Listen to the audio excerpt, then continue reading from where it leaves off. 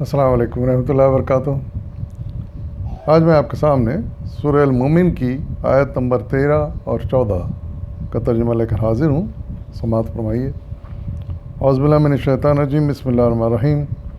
وہی ہے جو تم کو اپنی نشانیاں دکھاتا ہے اور آسمان سے تمہارے لیے رزق نازل کرتا ہے، مگر ان نشانیوں کے مشاہدے سے سبق صرف وہی شخص لیتا ہے جو اللہ کی طرف رجوع کرنے والا ہو۔ پس اے رجوع کرنے والو، اللہ ہی کو پکارو اپنے دین کو اس کے لیے خالص کر کے، خواہ تمہارا یہ فعل کافروں کو کتنا ہی ناگوار ہو۔ صدق اللہ العظیم۔ ان آیت میں بھی اللہ تعالیٰ نے اپنی نشانیوں کی طرف توجہ دلائی ہے، جو اس کی قدرت، عظیم الشان قدرت نے اس دنیا میں پیدا کی ہیں، اور آئے دن ہمارے سامنے یہ نشانیاں آتی رہتی ہیں۔ مثال کے طور پر کبھی کوئی طوفان آ جاتا ہے، کبھی کوئی زلزلہ آ جاتا ہے، کبھی کوئی سیلاب آ جاتا ہے، کبھی کوئی بیماریاں آ جاتی ہیں۔ تو یہ سب اللہ تعالیٰ کی نشانیاں ہیں، یعنی اللہ تعالیٰ انسانوں کو دکھانا چاہتا ہے کہ وہ یہ سب کچھ اس کے بس میں ہے، وہی سب کچھ یہ کرتا ہے، اور وہی ان سب مشکلوں کو دور بھی کر سکتا ہے، ان سب آفتوں سے نجات بھی دے سکتا ہے۔ اس لحاظ سے جب بھی ایسی کوئی نشانی نظر آتی ہے یا مشکل ہمیں سے سابقہ پڑتا ہے، تو ہمیں چاہیے کہ ہم اللہ کی پناہ مانگیں، یہ سمجھیں کہ یہ اس کی طرف سے یہ مصیبت آئی ہے، آفت نازل ہوئی ہے اسی کے حکم سے، اور اسی کے حکم سے دور ہو سکتی ہے۔ جو اللہ تعالیٰ ان کو بھیج سکتا ہے ان کو واپس بھی لے سکتا ہے، اور یہی ہوتا بھی ہے۔ جب بھی انسان ایسی کسی مصیبت کے وقت صدقہ دل سے اللہ تعالیٰ کو پکارتا ہے، یاد کرتا ہے، چاہے پورے انسانوں کی آبادی پر کوئی مشکل آئی ہو، یا کسی واحد انسان پر کوئی مشکل پریشانی مصیبت آئی ہو، تکلیف آئی ہو، تو جب وہ خالص ہو کر اللہ تعالیٰ کو پکارتا ہے تو اللہ تعالیٰ اس مصیبت کو پھر دور بھی کر دیتا ہے۔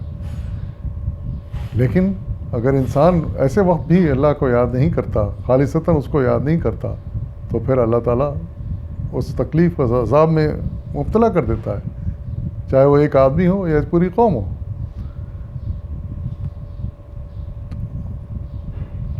دوسری بات جو ارشاد فرمائی، خاص نشانی کا ایک اور اشارہ جو کیا گیا ہے وہ آسمان سے بارش کا ہے۔ یہ بھی اللہ کی ایک نشانی ہے، لیکن یہ فضل و کرم کی نشانی ہے، قہر کی اور عذاب کی نشانی نہیں۔ یہ اللہ تعالیٰ کا فضل و کرم ہے، لیکن یہ بھی آتی ہے اللہ کی طرف سے۔ اللہ جب حکم دیتا ہے بارش برستی ہے، جہاں حکم دیتا ہے بارش برستی ہے، اور یہ ہم اچھی طرح جانتے ہیں کہ یہ بارش ہی تمام نباتات کی پیداوار کا ذریعہ بنتی ہے، تمام زراعت کا ذریعہ بنتی ہے، چاہے وہ اناج ہو، چاہے پھل ہوں، چاہے پھول ہوں، چاہے سبزیاں ہوں، یہاں تک کہ انسانوں کے زندگی کا انحصار بھی اسی پانی پر ہے۔ ہم جانتے ہیں کہ جب بارش اچھی ہو جاتی ہے تو کسان خوش ہو جاتے ہیں، ان کے کھیت سیراب ہو جاتے ہیں اور اچھی پیداوار ہوتی ہے۔ اور جس سال بارش نہیں ہوتی، خشکی ہو جاتی ہے، کھیت ویسی پیداوار نہیں دے سکتے، بلکہ متواتر ایک دو سال نہ ہو تو پھر وہ کھیت اور ہریالی خشک ہو جاتی ہے، سوکھ جاتی ہے۔ اور پھر دوسری بات، یہ جو ہم انحصار کرتے ہیں دریاؤں پر، چشموں پر، یہ بھی تو، یا کنووں پر، یہ بھی تو بارش کے پانی سے وجود میں آتے ہیں۔ بارش کا پانی گرتا ہے کنووں میں، پانی جذب ہوتا ہے، پھر وہی پانی ہم استعمال کرتے ہیں۔ چشموں میں بارش کا پانی گرتا ہے جس سے پانی میں اضافہ ہوتا رہتا ہے۔ دریاؤں میں بارش کا پانی گرتا ہے جس سے سوکھے دریا میں بھی پانی بہنے لگتا ہے۔ اگر یہ بارش کا پانی نہ ہو تو ہم جانتے ہیں کہ دنیا میں کئی ایسے جگہوں پر دریا بھی خشک ہو جاتے ہیں، چشمے بھی خشک ہو جاتے ہیں، کنویں میں بھی پانی کا لیول بہت نیچے چلا جاتا ہے، بالکل خشک ہو جاتا ہے۔ تو بارش تمام یعنی زمین پر زندگی کا انحصار بارش پر ہے۔ تو یہ ایک اللہ تعالیٰ کی بہت بڑی نعمت، بہت بڑی دین ہے، اس لیے ہمیں اس کا شکر ادا کرنا چاہیے حتی الامکان، اور ہمیشہ دعا کرنی چاہیے کہ اللہ تعالیٰ ہمیں اس نعمت سے نوازتا رہے، کبھی محروم نہ کرے۔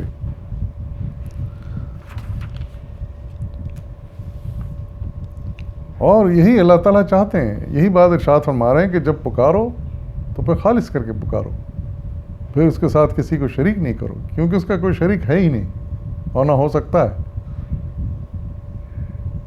اللہ کو پکارنا ہے تو اس ایک اللہ کو پکارو جس نے سب کچھ نظام بنایا ہے اور سارا نظام چلا رہا ہے۔ کسی اور کو اس میں شریک کرنے کا کیا سوال ہے، کسی اور کی کیا حیثیت؟ تو ان تمام چیزوں سے یعنی مصیبتوں سے بچنے کے لیے، اللہ کی نعمت سے مستفید ہونے کے لیے اللہ کو پکارا جائے۔ سب انسانوں کو چاہیے کہ وہ اللہ کو پکاریں اور خالص ہو کر اس کو پکاریں، اس کے ساتھ کسی کو شریک نہ کریں۔ اور شرک ایک بہت بڑا گناہ ہے اور اللہ تعالیٰ کو سخت ناپسند ہے، اور یہی وہ چیز ہے جس سے اللہ تعالیٰ ناراض ہوتا ہے اور پھر اس کے بعد پھر عذاب بھیجتا ہے یا آزمائشیں بھیجتا ہے۔ اور پھر آخری بات یہ کہی گئی کہ کافروں کو جو منکر ہیں اللہ کے، ان کو چاہے برا لگے کہ ہم ان کے شریکوں کو ہم نہیں مانتے، ان کا انکار کرتے ہیں، ہم صرف ایک اللہ کی پوجا کرتے ہیں، اسی سے توقع لگاتے ہیں، اسی سے دعا مانگتے ہیں، برا لگا کہ لگا کرے، کیونکہ وہ غلطی پر ہیں۔ اصلاح ان کو کرنی چاہیے اپنی، اور جس دین پر ہم چل رہے ہیں یعنی خالص اللہ کا دین، اس کو انہیں چاہیے کہ وہ بھی اپنا لیں۔ وہ جب تک اس دین سے دور رہیں گے نقصان میں رہیں گے، دنیا میں بھی ان کو نقصان ہوگا اور آخرت میں بھی، اور کبھی اللہ کا فضل ان کے ساتھ شامل نہیں ہوگا، متواتر مصیبتیں آتی رہیں گی۔ تو اس لیے صحیح طریقہ تو یہ ہے کہ دنیا کے تمام انسان مل کر اس پر ایک پروردگار کو پکاریں خالصتاً، جس نے ہمیں پیدا کیا، جس نے سارا نظام پیدا کیا اور جو سارا نظام چلا رہا ہے۔ وآخر دعوانا الحمد للہ رب العالمین۔